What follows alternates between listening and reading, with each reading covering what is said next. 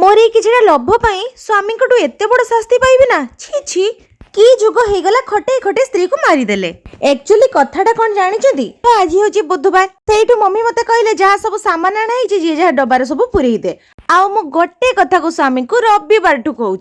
टिके आनी दियो ना चिकेन पकोड़ा मुझे खाइबी एते इच्छा हो टिके आनी दियो हेले मो स्वामी टोटाली शुणुना